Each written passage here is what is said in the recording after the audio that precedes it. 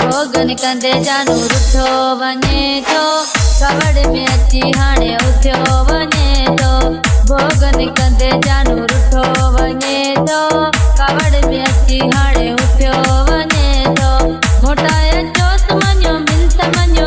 मथा करे नो किसान जोस कुरान लाहे जोस कुरान जोस कुरान लाहे जोस कुरान जोस कुरान लाहे जोस कुरान जोस कुरान लाहे जोस कुरान भोगन कंदे जानू रुठो वञे थो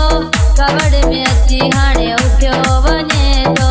भोगन कंदे जानू रुठो वञे थो कवड़ में अची हाणे उथियो वञे थो मोटाए चोस मञो मिंत मथा करे नो किसान जोस कुरान लाहे जोस कुरान जोस कुरान लाहे जोस कुरान जोस कुरान लाहे जोस कुरान जोस कुरान लाहे जोस कुरान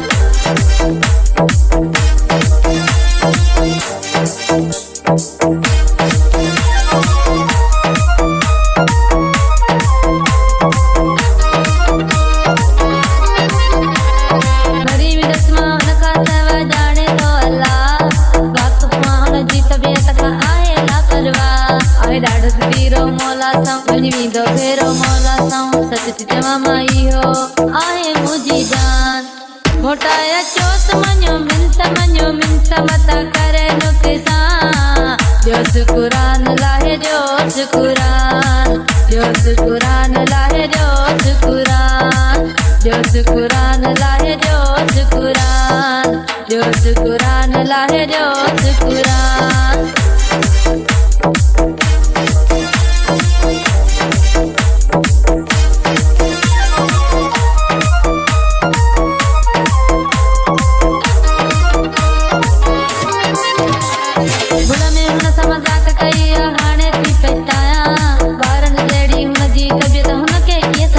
फेरो मौला सां फेरो मौला सां पर कोन मिलंदो मूंखे अहिड़ो जानी जवान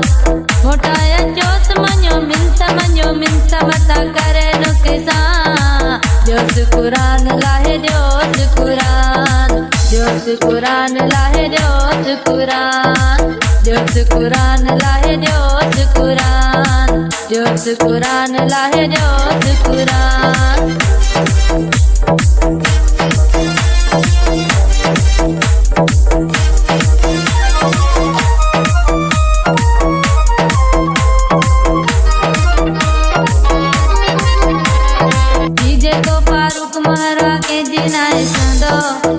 भी नुकसान थियनि ताण के जिनाए कढंदो आहे ॾाढो तीरो मौला सां वञींदो फेरो मौला सां ॾाढो दिलो आहे मूंसां ठहंदो कान मोटाए चोस मञो मिंत मथा करे नो किसान जोस कुरान लाहे जोस कुरान जोस कुरान लाहे जोस कुरान जोस कुरान लाहे जोस कुरान जोस कुरान लाहे जोस कुरान भोगन कंदे जानू रुठो वञे थो कवड़ में अची हाणे उथियो वञे थो मोटाए चोस मञो मिंत मथा करे नो किसान जोस कुरान लाहे जोस कुरान जोस कुरान लाहे जोस कुरान जोस कुरान लाहे जोस कुरान जोस कुरान लाहे जोस कुरान जोस कुरान लाहे जोस कुरान जोस कुरान लाहे जोस कुरान